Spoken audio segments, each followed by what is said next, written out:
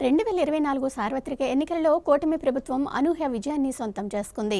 ప్రధానంగా ప్రతిపక్షంలో ఉన్న తెలుగుదేశం పార్టీ అధికారం చేపట్టిన తర్వాత పార్టీ విజయానికి చిత్తశుద్ధితో కృషి చేసిన నాయకులకు, కార్యకర్తలకు అండగా నిలుస్తామని, ప్రోత్సహిస్తామని చంద్రబాబు నాయుడు ప్రకటించారు. సర్దుబాట్లలో సీట్లు లభించకపోయినా పార్టీ కోసం పనిచేసి విజయాన్ని అందించిన నేతల నామినేటెడ్ పదవులతో తమకు న్యాయం జరుగుతుందని ఎదురుచూస్తున్నారు.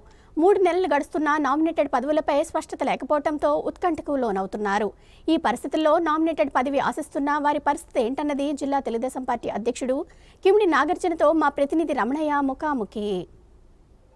2024 ఎన్నికల్లో కూటమి ప్రభుత్వం అనూహ్యంగా విజయం సాధించింది.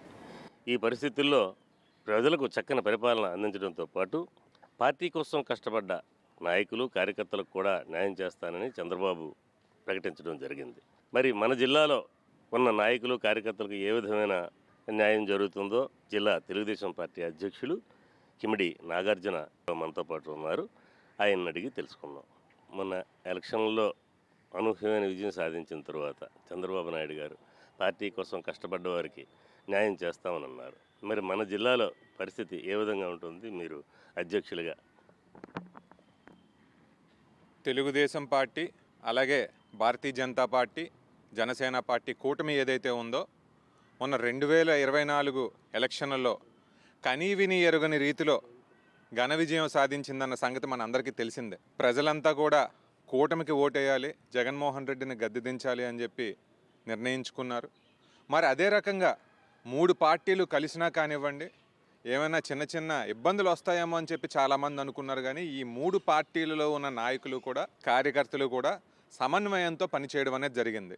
మన రాష్ట్ర భవిష్యత్తు కోసం మేమందరం పోరాడతామని చెప్పి నాయకులు, కార్యకర్తలు మంచి పోరాటాలు చేశారు. మరి ఈ రోజున అధికారం వచ్చిన తర్వాత చంద్రబాబు నాయుడు గారు చెప్తా ఉన్న విషయం ఒకటే: ఏ స్థాయిలో అయినా, బూత్ స్థాయి అవనివ్వండి, మండల స్థాయి అవనివ్వండి, నియోజకవర్గం అవనివ్వండి, జిల్లా అవనివ్వండి, కష్టపడి పనిచేసిన వారికి న్యాయం చేసే బాధ్యత నాది అని చెప్తా ఉన్నారు.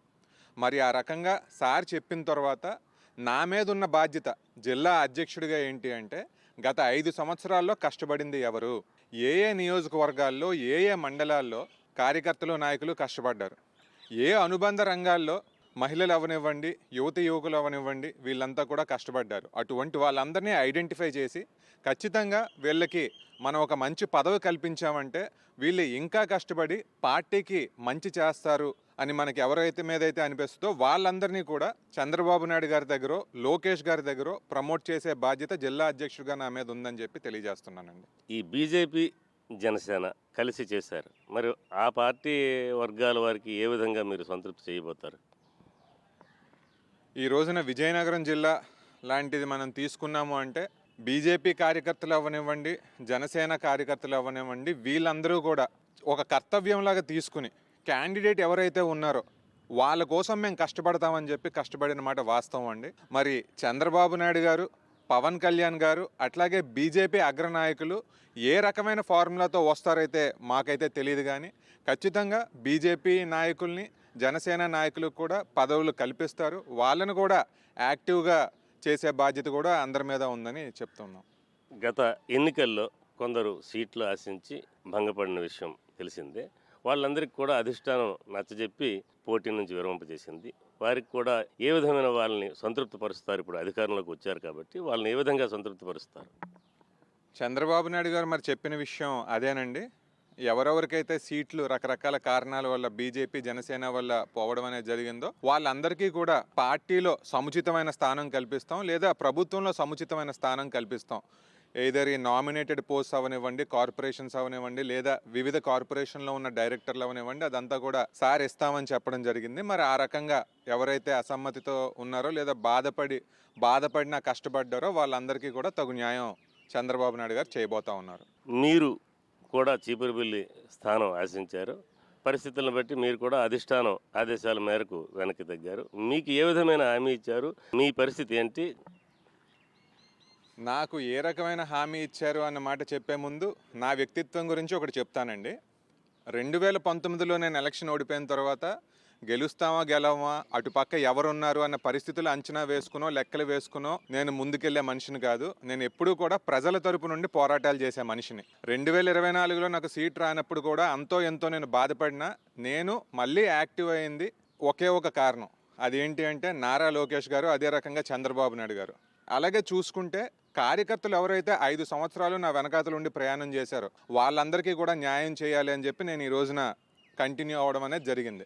ఇప్పుడు మీరు అడుగుతూ ఉన్నారు నా భవిష్యత్తు ఏంటి అనేది. నా భవిష్యత్తు చంద్రబాబు నాయుడు గారు, నారా లోకేష్ గారు చూసుకుంటారు. వాటి కోసం నేనైతే పెద్దగా ఎప్పుడూ లెక్కలు వేసుకోలేదు, ఇప్పుడు కూడా లెక్కలు వేసుకోనని చెప్పి చెప్తున్నానండి. ఇప్పుడు నామినేటెడ్ పదవులు ఎప్పట్లో భర్తీ చేయబోతున్నారు? దీని మీద ఏమైనా పార్టీ నుంచి మీకు సమాచారం ఏమైనా ఉందా? పార్టీ నుంచి అయితే ఎగ్జాక్ట్ సమాచారం లేదండి. ఎందుకంటే వివిధ అంశాల్లో కూడా ఎలా ప్రయారిటీ అంటే జిల్లాల వైజ్ ఇద్దామా, ఇంకా వేరే క్యాస్ట్ వైజ్ ఇద్దాం, ఇవన్నీ కూడా చూసుకోవాల్సిన అవసరం ఉంటాయి. కాబట్టి ఇదంతా సమతుల్యం వచ్చిన తర్వాతే లిస్ట్ అనేది రిలీజ్ అవుతుందండి. ఎగ్జాక్ట్ టైం లైన్ లేకపోయినా within 1 month or maximum 2 monthsలో ఇవన్నీ కూడా రాబోతున్నాయని అనిపిస్తుంది మాకు. ఒక నెల రోజుల్లో ఈ నామినేటెడ్ పదవులు భర్తీ చేసి కార్యకర్తలకి నాయకులకి ముఖ్యమంత్రి న్యాయం చేస్తారని జిల్లా అధ్యక్షులు నాగార్జున తెలియజేశారు. కెమెరామెన్ సురేష్తో రమణయ్య, MM న్యూస్, విజయనగరం.